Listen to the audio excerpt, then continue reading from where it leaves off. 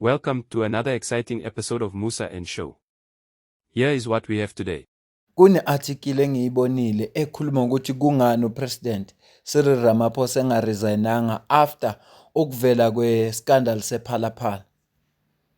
Sibaningi-ke besilindele ukuthi kukhona okuzokwenzeka. Noma-ke manje i-IPID ithatha isinqumo sokuthi i-report ePhalaphala bayi-classify as top secret. Osho ukuthi thina njengamalungu omphakathi asenalungelo lokuyithola. Kodwa uMbalula wake wasitshela uPresident wake wafuna ukuresign bamvimba bona. Nabo ubufakazi balento engiyishoyo. Kwayena ebesithi uyahamba samnqanda thi ekhawume kancane umhlekazi ethi uya-announce ngo-4 o'clock sithi uhamba uyaphi. Guys, the president has resigned. And you all know that. President wrote a letter. The people who work with him, the people who typed his speech, told me it's done, Chief. We're done. We're just waiting for the time to call a press conference. It's done. Until a faction went to persuade him the same day not to resign. His conscience has concluded that he doesn't have what it takes to be a president. The body might be there. The guy is gone. He wrote, Cyril, if we're to conduct the raid now in his offices or homes, we're going to find a resignation letter. You have a president who's there by body.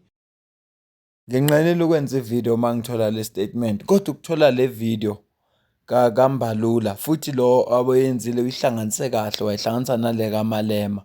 Ngoba uMalema wayinolwazi bakhona basebemtshelile.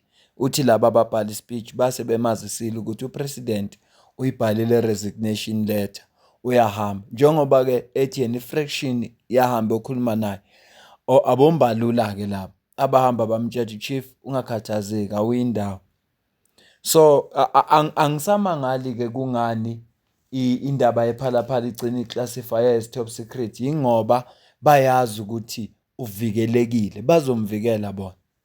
Ngake ngakhuluma ngelinye ilanga ngathi angisazi state capture kodwa ngiyasola ukuthi i-state capture into enje ukuthi ubufakazi bube khona kodwa makufuneka umthetho uthatha indawo yawo ugcina ungazi kwenzakaleni. Angisho ukuthi yiso kodwa ngisho ukuthi angisazi sona.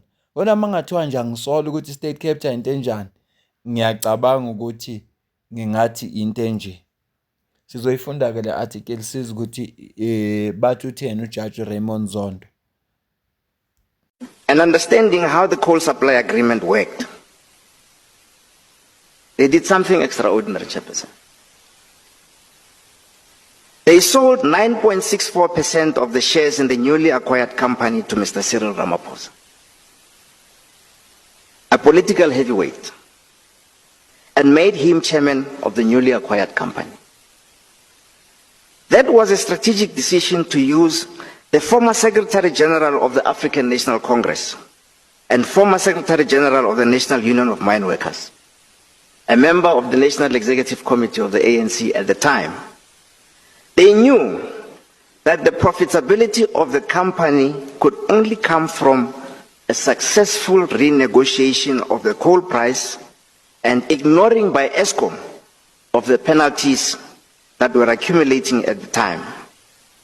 Mr. Ramaphosa was their bet.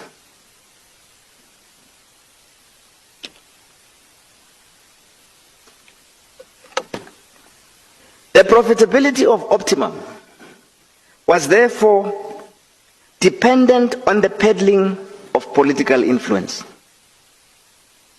and the extent to which Glencore would be able to exert pressure on Eskom directors and management, and not on the fundamentals of the company that they had acquired.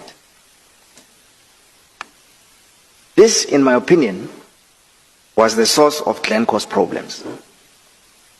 They had made their bet and needed to lie on it. It was unfair and arrogant of them to demand, as they were doing, that Eskom should effectively pay for the irresponsible manner in which they had tied themselves into the proverbial knot.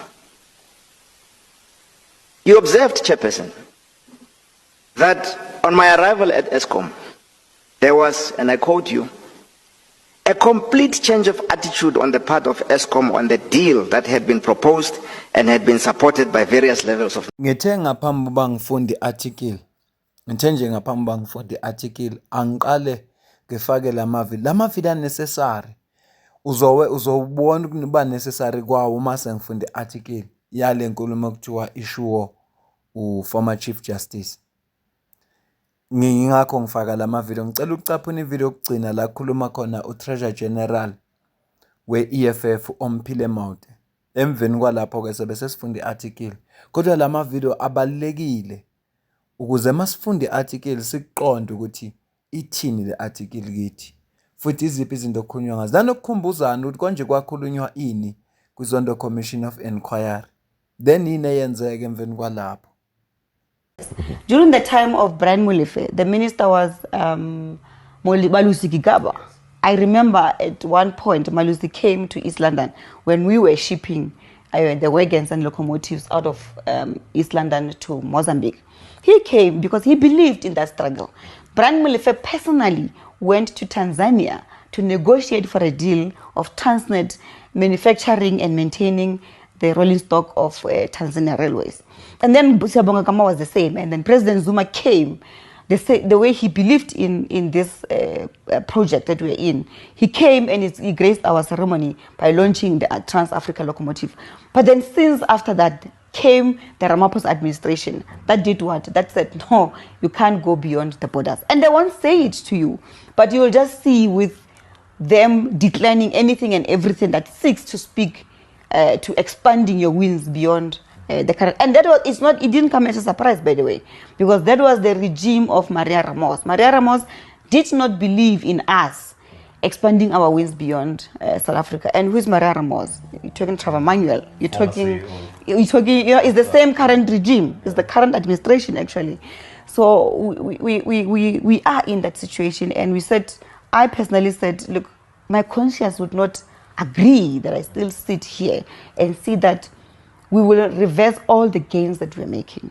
Nansi ke article ifundeka kanje. UPresident Cyril Ramaphosa isinqumo sakhe sokungaresign ukuthi futhi aclear igama lakhe mayelana nodaba lwephalaphala ku-undermine impi ekhona mayelana necorruption. Futhi esiyenze igama elibi elizoba libi ngisho nako president abezayo.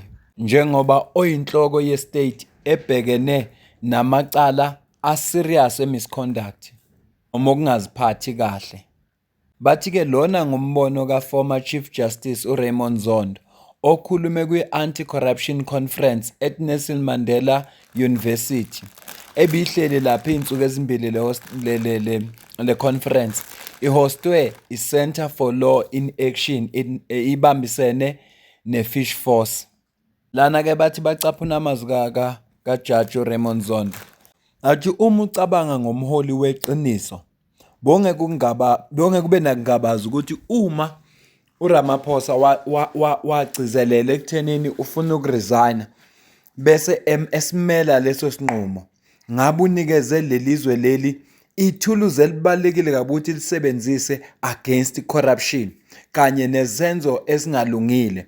Lokho bekuyokwenza ukuthi noma imuphi upresident eyongena emva kwakhe isizwe sithi uma kunezinsolo ngalo president bese sizwe sithi naye kufanele resign. Bathi usho njalo ke former Chief Justice uZondo.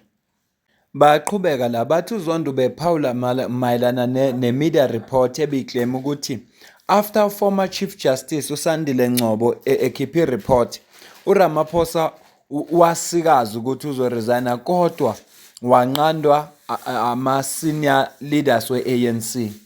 UNgcobo wayusihlalo wepaneli le eyathola ukuthi u-580,000 US dollars oku-10.9 million rand wantshontshwa kwi-farm kaRamaphosa eduze kwebhelabhela leLimpopo ngo-2020. Iripoti le yaleyo panel yase isinikezelwa kuSpeaker weParliament ngoNovemba ka-2022 eyathola uRamaphosa ukuthi une-case efuneka ayiphendule kuyo, kodwa ngenxa yokuthi ngoba kazange resign and kunzima ukucabanga ukuthi ama-politicians eminyakeni ewu-30 eyedlule abaresigna uma bebhekene nama-allegations a-serious okungaziphathi kahle. Kunzima-ke ukubona lokho kwenzeka kwikusasa ngoba bonke ababebhekelene nesimo esinjalo bayolokhu bethi engani uRamaphosa kazange resign. President uZuma angaba upresident omubi or terrible, kodwa akufanelanga athathwe nangendlela ehlukile kunabanye. Asisho ukuthi kunomthetho kaZuma, kodwa umthetho ngumthetho futhi umthetho ufuna usebenze kuwo wonke umuntu. Uyaqhubeka la uthi uma umuntu echajwe ngamacala enkohlakalo bese abanye bemthakasela lo muntu noma becelebrate such a person bemthatha njengeqhawe, bathumela umlayezo othi i-corruption yemukelekile and abanankinga nabantu abachajwe with corruption futhi abanankinga nanokuzihlanganisa nabo. Bathi le conference ifaka phakathi nezifundiso ezivela kwamanye amazwe, ama-members of parliament kanye nabantu abangamakhanda of anti-corruption organizations abeza 2 months before unyaka wesithathu anniversary lapho uJudge uZondo ahanda over khona i-State Capture Commission report esinikeza uPresident Cyril Ramaphosa. Sekuyohlangana 3 years uJudge Raymond Zondo ahanda over istatement kuPresident, kodwa kule 3 years akaze kwenzeka lutho emveni kwento engake ikhulunyiwe. Asiqhubeke la nephathi yokugcina bese sibona ivideo siyibeka. Bathi-ke izihloko ebekukhulunywa ngazo lapha zonke bezikhuluma ngomthelela we-corruption kanye neindlela abanazo ezikhona kuba bangakwazi ukuthi bangalwisana ne-corruption ngazo ukuze kugcine kufikwe kwisisombululo esokwenza ukuthi kuphile ezweni elingenayo i-corruption. Sona statement lesi abathi sishiwo-ke uJudge Raymond Zondo kule conference kade bekuyo. Ngiyafisa kodwa ukuze ukuphawula kwakho mayelana nalolu daba ngoba ngiqale ngadlalela ama-video nezinto ezenzeka kwi-State Capture Commission lapho khona kwaphuma izinto eziserious ngoPresident uRamaphosa njengoba Dumuza uBrian Molefe ngacaphuna uOmphile u-Treasurer General we-EFF naye futhi waveza izinto ezibalekile ezenzeka ngokungena nje kaPresident uRamaphosa nanokuthi iTransnet igcine engasayenzanga ukuthi expand umsebenzi ukuze abantu bathole umsebenzi ukuze ikhuphula ama-revenues wayo. Bengifisa nje ukuthi yonke lento ibe phambi kwakho bese-ke ngizwa ukubona kwakho ukuthi kuthini ngalolu daba futhi ngizamile ukuthi kuyonke into engiyishilo ngilethe ubufakazi bayo. Akukho la ngisebenzise khona ukucabanga kwami. Ngiyacela ukuze ukuphawula kwakho ngizwe ukuthi wena ubona kanjani. Ngale kwalokho mina nawe asidibane kwivideo elandelayo. Ungakhohlwa ukusubscribe, ushare, ulike, ucomment.